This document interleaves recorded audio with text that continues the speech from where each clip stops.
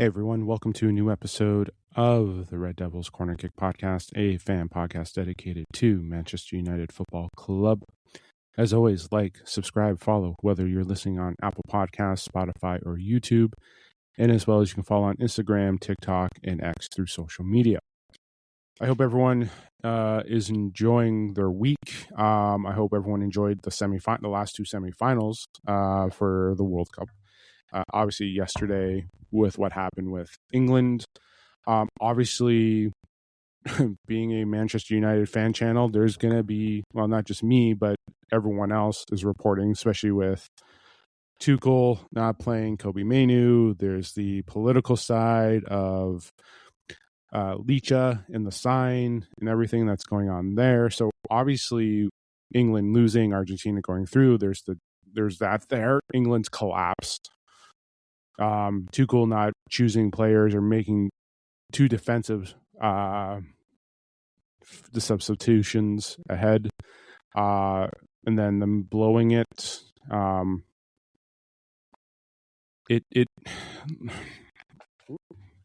can say a lot now.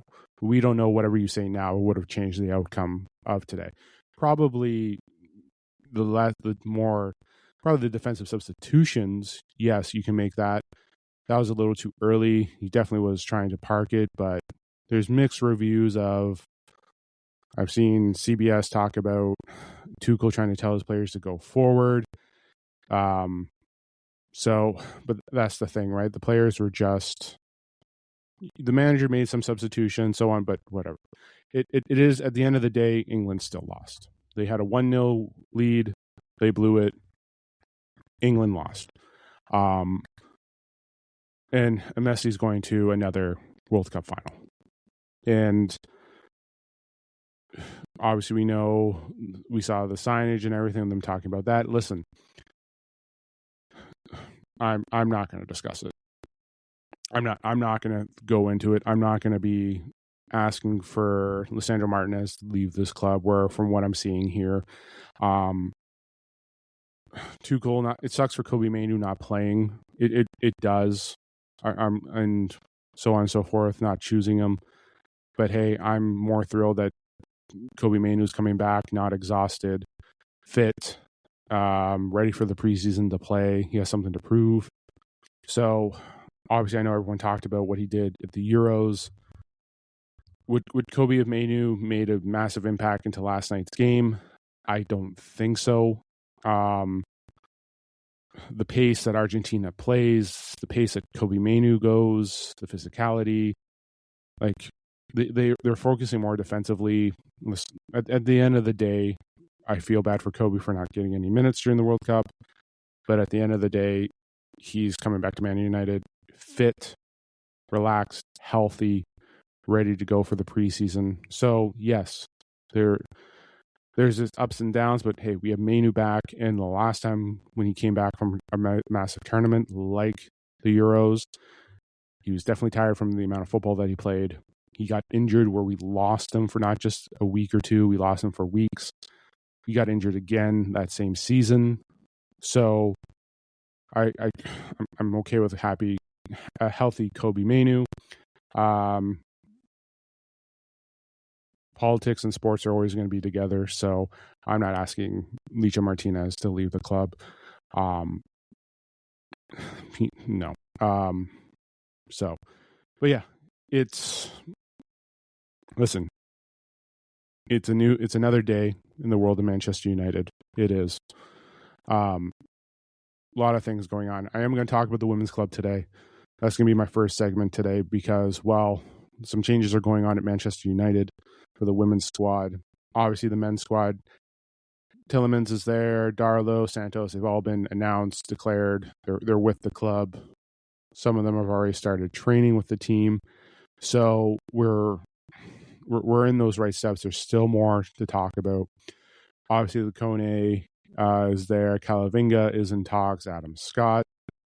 I mentioned on Tuesday the Tukamini rumors of coming back.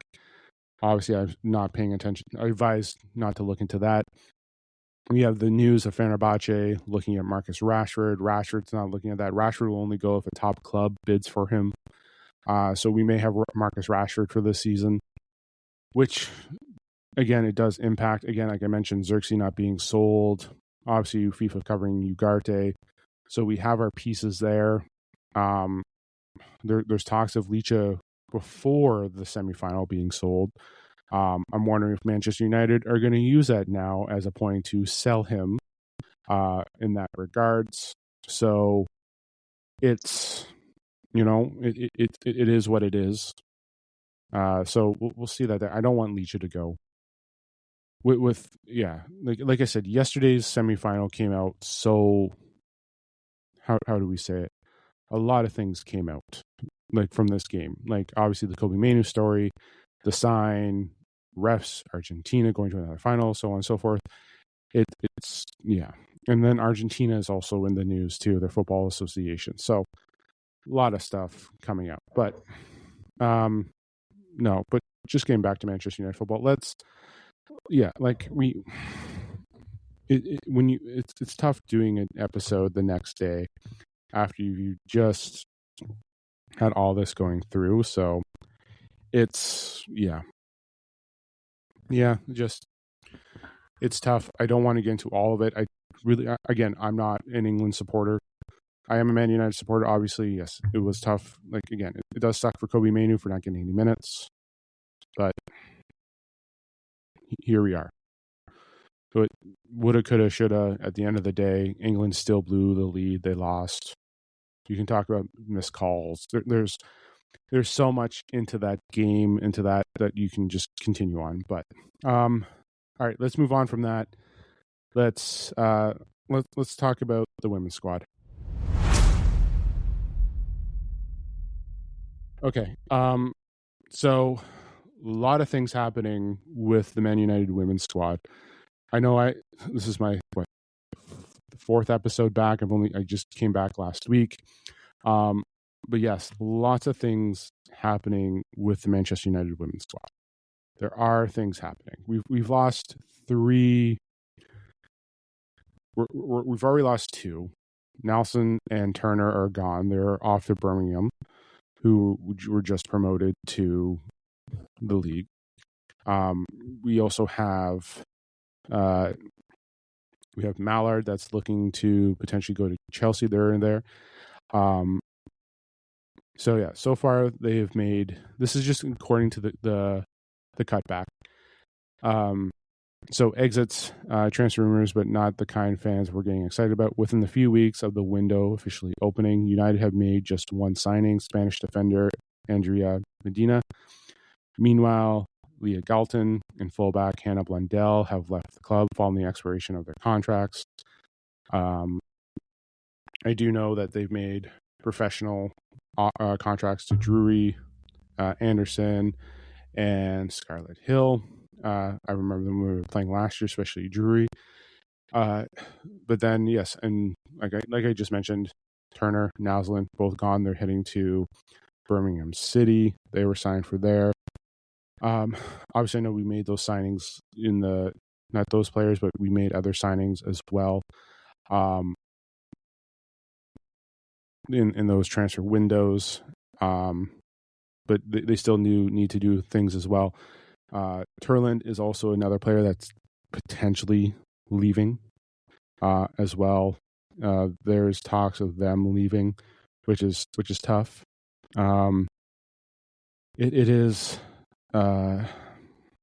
It's tough because I am a huge fan of Mallard. I am, and it's tough. But yes, those two are potentially going as well. So losing them, Chelsea is looking to sign Mallard, but Turland is looking to potentially go. So this is just them. Turland, Mallard are strikers that suit having natural wingers flanking them. And while their futures are still up in the air, targeting wingers that can get the byline, put crosses in, could be beneficial for United's attacking. If Skinner continues the one striker system next season that used most of its United's games in 2025, a right winger should be the top of the target list. And even though, like Mallard, yes, she would get there, but we would sometimes see Mallard out on the wing as well. So But yeah, there's players there that they're looking at. But I think someone posted the Elatoon from the inaugural season of the Manchester United women's squad. She is the only one left. Everyone has gone on. So listen, this season, obviously this season coming up, no Champions League.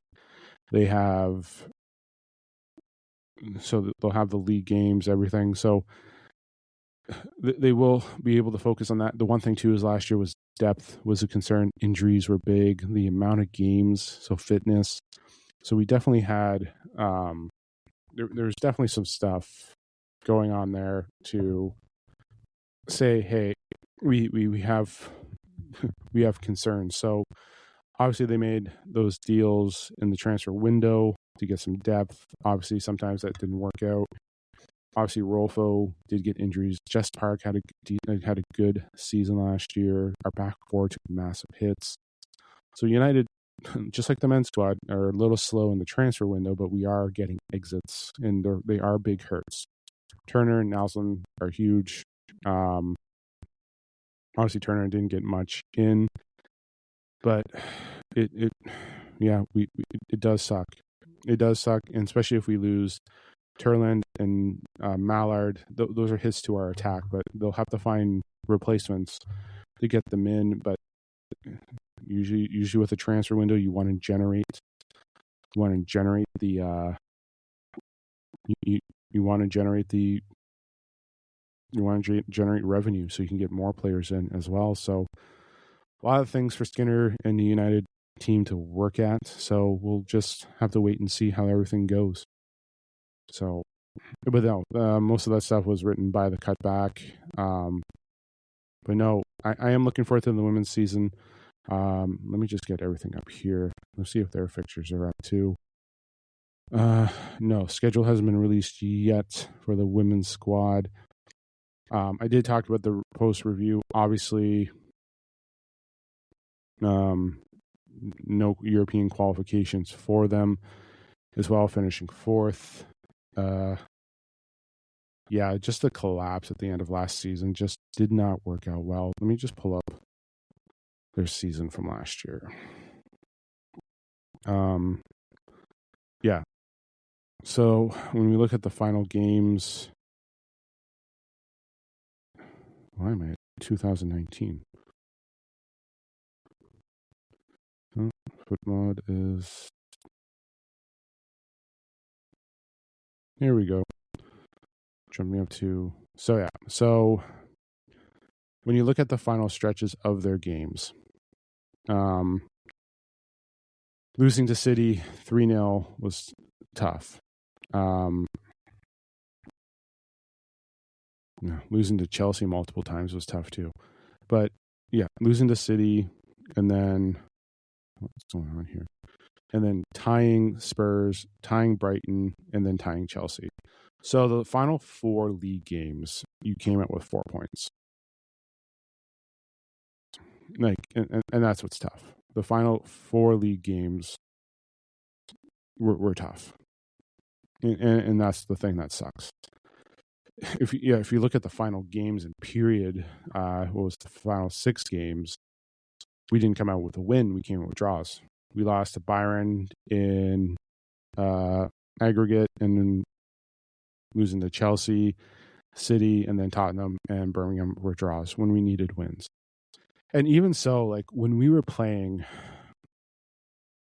and losing back-to-back Chelseas in the cup final and in the FA Cup, but realistically, we had 1 win in our final 5 league games. We had 2 draws, like 1 win, 3 draws, 2 losses. And there were 2 losses against the top 3 teams. But when we were playing like West Ham, we struggled. Tottenham, we struggled. Basically, like the injuries were just brutal. And when you look at the games, like we had 1, 2, 3, 4, 5, 6. 1, 2, 3, 4, 5, 6. It was like 6 games in, what was it, 2 weeks, 18 days or 20 days or so, 7 games potentially. It wasn't easy. It was, like, again, we had a collapse in that after that last international break. So after the FA Cup loss, it didn't look out well for the women's squad, to say the least. It did not look out well. Again, 1 win, 3 draws, and then 2 losses. That was the final stretch, and we needed it. We dropped points. We needed to win against Spurs. We needed to win against Brighton. Getting a point at least against Chelsea, where we tied them before, but losing back-to-back losses. Chelsea had our number, and City was just too good. City was just too good, and like we struggled with Arsenal, but listen, this season they have more to look at. They have a lot to do. Again, last year was an accomplishment for what they did, getting themselves into Champions League, having them win. They played well. They made it into, they played extremely well in the Women's Champions League. I'm just going to pull that up.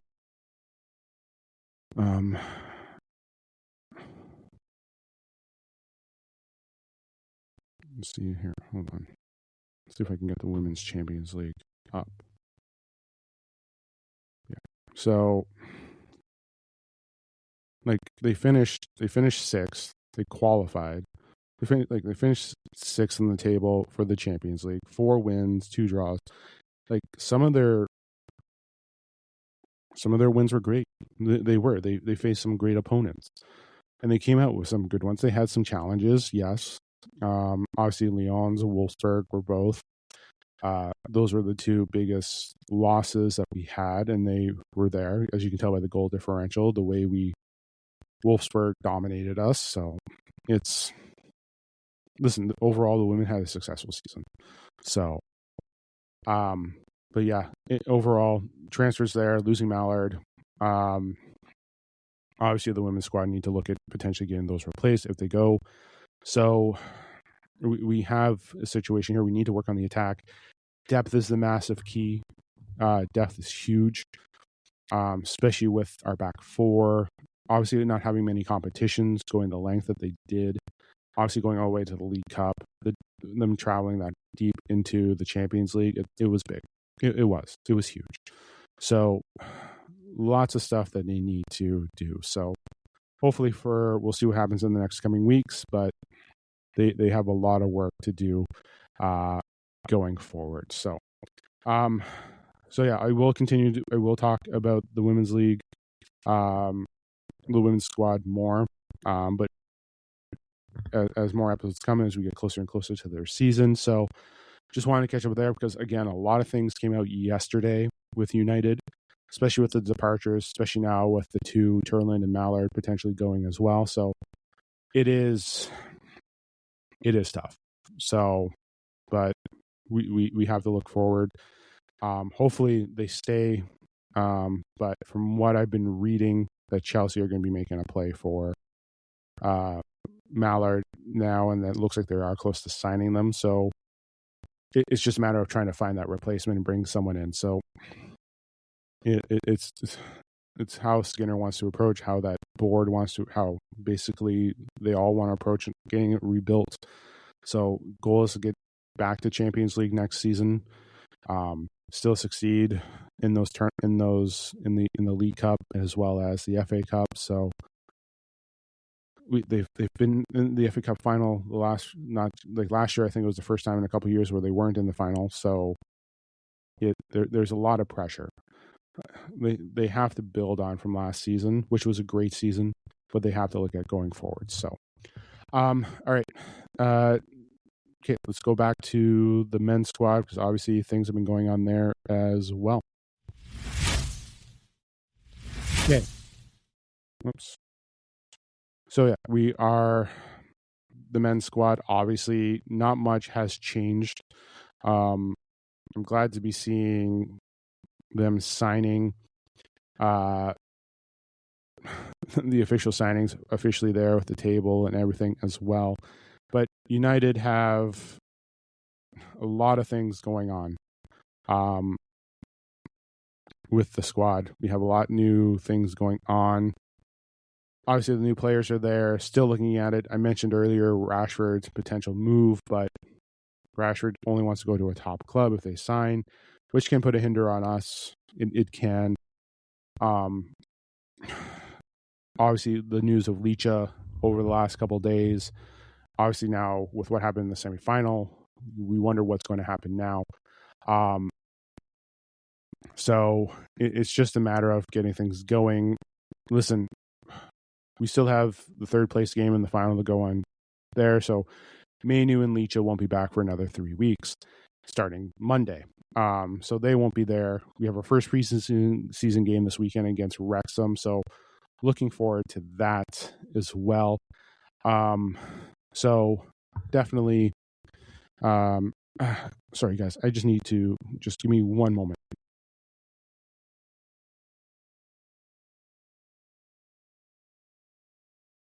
Sorry about that, guys. I had to step away for a moment. So yeah, as I was saying here, obviously with Licha in the semifinals, they may try to use that as a push potentially. I hope not. I'm sure it's going to cool off in the next 24 hours. We're just going to see what's going to happen here. So, yeah, just checking up on Twitter, but United are, again, there's still more questions to ask what's going to happen. We're still looking at another signing. Left back is still there. Obviously, what's going on with Marcus Rashford is concerning as well. So right now, United need to start working on how they're going to progress going forward. Again, I'm happy that we have our first preseason game this week. I am, because it's time to. So yeah, our next games are Wrexham. Obviously, this weekend we're not going to see everyone there. We're going to see some of the players that didn't go to the World Cup. We're not going to see everyone here. In Mbuemo, Harry, Mount, you might see them this weekend. Bruno, you won't see. Cunha, you shouldn't be seeing. I'm just trying to think. Mazraoui, no. Licha, and obviously Manu, not until next week, or not for another couple of weeks. Lamens, probably the same. Lamens, yeah, because Lamens just went out last week, so we won't be seeing him. So, and Delo as well, so we won't be seeing them for a bit. Tielemans should be the same because, again, he was with Belgium last week, so he's not going to be there. So we have players that are away, so it's just a matter of just time and giving them time to be ready to go and come back. So obviously Tielemans was already here to do his physical. So we'll see how it goes because players should be on their rest from playing in the tournament. So it's just a matter of just waiting to see how this goes. But as for this weekend, I'm not going to give a squad prediction because it's a preseason. What I'm looking for this preseason is, and the one thing too is, I'm not going to I do take the preseason seriously. Let's just get that out of the way. I do take the preseason seriously, but I'm not going to take it as seriously as a league game. If we lose, again, Wrexham, Rosenborg, nothing against them, but we will be getting some younger players there, potentially some academy players. I can't say if JJ Gabriel is going to be there this weekend. We'll see the Fletchers. We'll see Shea Lacey. I don't know. Kai Rooney will be there as well. Toby Collier could be there. We may see others. So it's just a matter of waiting to see how things progress. Diego Leon we may see as well. Saku Kone maybe. We may see Darlow this weekend playing, getting some minutes. Obviously, Tom Heaton will probably be there. Videk may be there. But we're going to see depth pieces. Like we're going to see academy players. We're going to see certain players there. So as much as I'm happy that we're back. Like I'm happy that we're back. At the same time, too, I'm not jumping over. I'm not going to be losing my marbles over a Wrexham match. I'm not going to be losing my marbles over Rosenborg. I'm not going to be losing that as well. If we're like those first two are going to see depth. When we see Atletico, PSG, Leeds, AC Milan at the end, then yes. Am I going to be still losing it, like going bananas over those matches? No, because one, they're friendlies. Two, we're trying to get ourselves match fit. Three, we're looking at how things are going to progress. So I'm not. How do I say this here?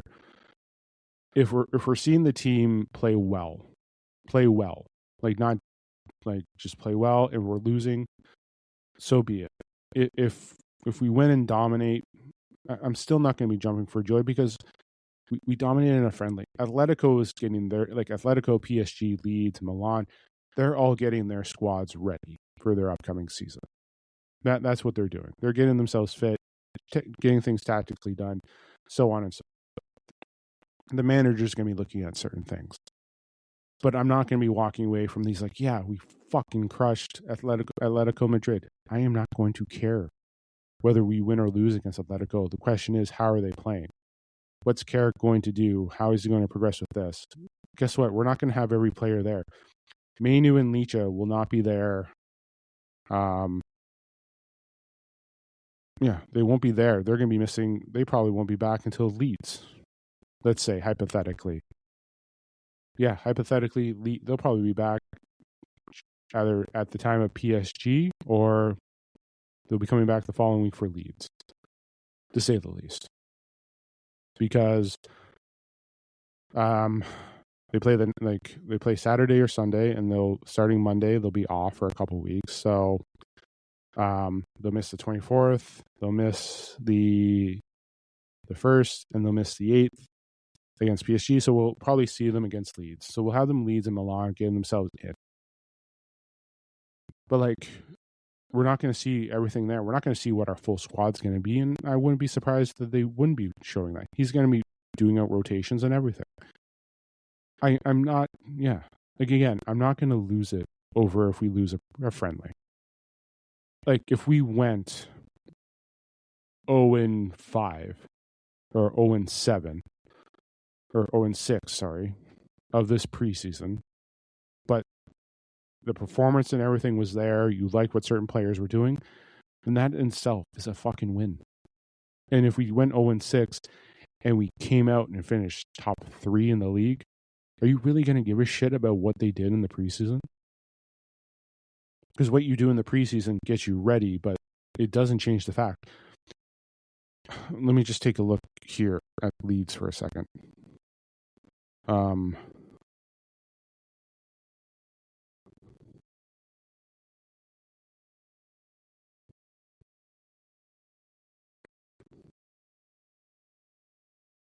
Yeah, so Leeds, Wrexham.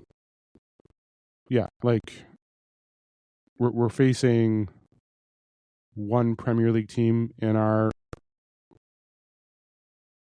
preseason. So Leeds, like that might be the closest thing that we're going to see to getting like a full thing here. And like obviously everyone's going to be marking the 15th, August the 15th, because we're playing Milan and we're playing against Ruben Amorim. What a shocker. But whether Amorim beats us or we beat him, I'm not taking that into the season. Like, yeah, fuck yeah, look what we did. It's a friendly. There's nothing glorious about winning a friendly. The only thing is coming out healthy, looking at progression, getting match fit. Us beating Milan or Ruben Amorim on August 15th has zero impact on what we did against August 22nd against Hull City. I guarantee it, some of those fans, if we came away with a win against Milan, will take that as like winning the Champions League. And then those fans will start losing it if we blew a loss against Hull City that first game of the season. So listen, I'm looking forward to this preseason. I'm looking forward to getting the players healthy, ready to go. But right now we have things that need to be done. Right now, my concern is how our attack is going to be, what's our transfers going to be, situations going to be like. Have we found someone to back up Sesko? What's going on with Joshua Xerxes? Ugarte is basically done for the year. We are well aware of that. Happy that his surgery was successful. Delit, there's no word on him. Hopefully he's ready to go this preseason. We still need a left back. We need someone to compete with Luke Shaw, if not start taking over his job. Harry Maguire should just be coming off the bench, shouldn't be starting. I want to see how Lenny Yoro is going to do. I want to see his development improve. He's young. I want to see what the next steps we're going to take with him. Aiden Heaven, I would love to see the steps with him this season. I would love to see the pair of him and Yoro together. What are we doing with Mazraoui? Because there's talks this week about potential sale of Mazraoui because AC Milan was looking at him. I fucking hope not. He's a very important piece there. Having Leach stay is important because when he is healthy, he is one of the best defenders that we have. Physically, like, he is great. Like, our midfield situation, we still need another signing. I would like to know what Carrick is going to do with the combination of Cunha, Diallo, and Buemo. What's going to happen there? Are we keeping Marcus Rashford for the season? Is Bruno keeping his extension? What are they doing with Mason Mount? Are they going to use him as more of a deeper role, as like a last resort? Is some of the players going to be competition for Kobe Manu? Right now, there are a lot of questions going into this, and right now, the preseason is there for it. It is. The preseason's there. Unfortunately, with Manu, we won't see him again, like I said, probably until Leeds. Same with Leach. We'll have him for the final 2 preseason games, and that's it. But the one thing, too, that I like is the 8th, the 12th, and the 15th. Those are 3 games within itself that get themselves ready. Because those are 3 games within 7 days. 8 days, technically. 7-8 days. That is perfect because guess what? We're probably going to see PSG in Champions League, which is good. Going into a Premier League opponent, which is the Wednesday, which is good. And then facing another European opponent as well. That could potentially be, that is a potential for, that's exactly how the schedule is going to look. Realistically, that's how the schedule is going to look come Champions League once it comes out. Because realistically, that first week of Champions League, we play Everton that Saturday. We're playing City the following Saturday, and then we're having a Champions League game in the middle. So the 3 games that very much very important is the PSG, Leeds, and Milan for those final 3, because that's the perfect time to see what the fitness will be like. Because we need them fit like for those games, and we have to see the depth. We have to see what the depth is going to be.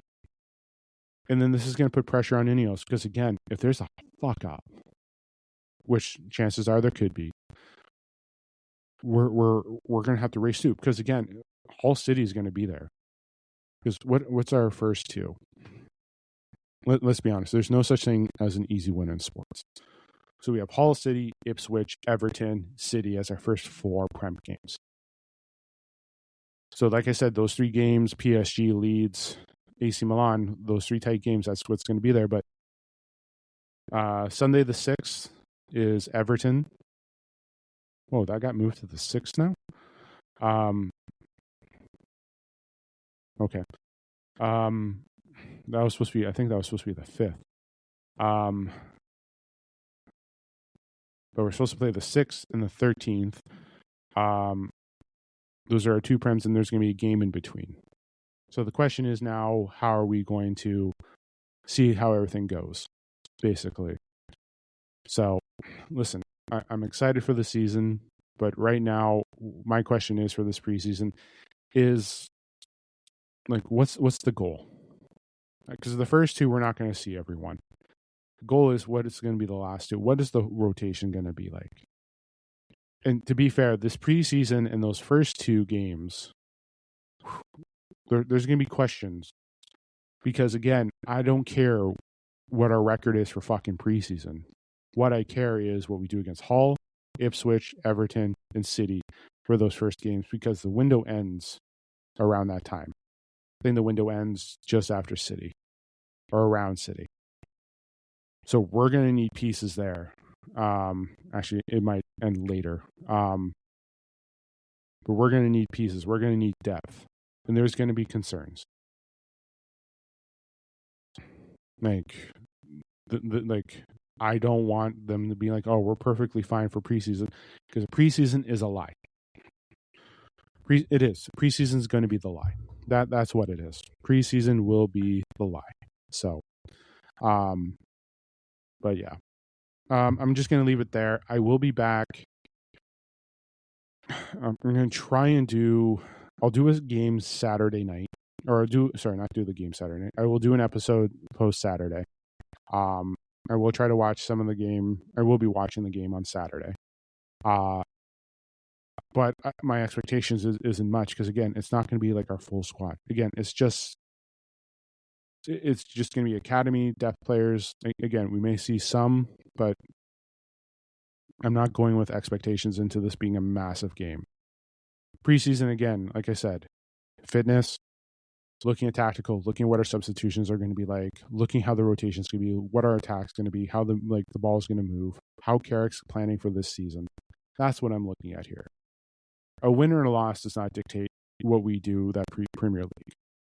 No. I don't care about Ruben Amorim in Milan for our last preseason game. I really don't give a shit. What I care about is coming out of that game with healthy. Whatever the result is, if there was progress and it looked good, then I am perfectly happy with it. If not, then fuck. We have questions. But what happens with Milan, what happens with everything, it has zero, it does not impact me at all. I will not lose sleep if we lost at Milan in a friendly. I will be upset if we lose to Hull City that first week, or Ipswich, or we crash and burn against Everton, or we shit the bed in our first Champions League game. We use the excuse we're tired when we've known we had that there, or players weren't ready. Well, no shit. Like, preseason is just to get us ready for the season, to see how we're going and see how things are going to do. But if you're riding high that we beat Ruben Amorim and people calling him the fraud, and we lose to Hull City, I think we're the fraud. Sorry. We would be the fraud if we lost to Hull or Ipswich. Sorry. But I'm not going into this. I just want them to be prepared and coming. So, yeah. So I'll be back Saturday with an episode. It might be later on with the release, so just keep an eye out with that. And then then back Tuesday as well. But yeah, I will talk post game about the game as well. So, and then we have more preseason games because we have Wrexham Saturday and then Rosenborg the following week, and then then Atletico, PSG, Leeds, and Milan after that. So, but yes, I will talk to you guys. Enjoy your weekend. Enjoy the game on Saturday. Don't forget to hit like, subscribe, follow, whether it's YouTube, Apple Podcast, or Spotify. And don't forget to follow on social media as well, Instagram, TikTok, or X. This is the Red Devils Corner Kick Podcast. Glory, glory, Man United.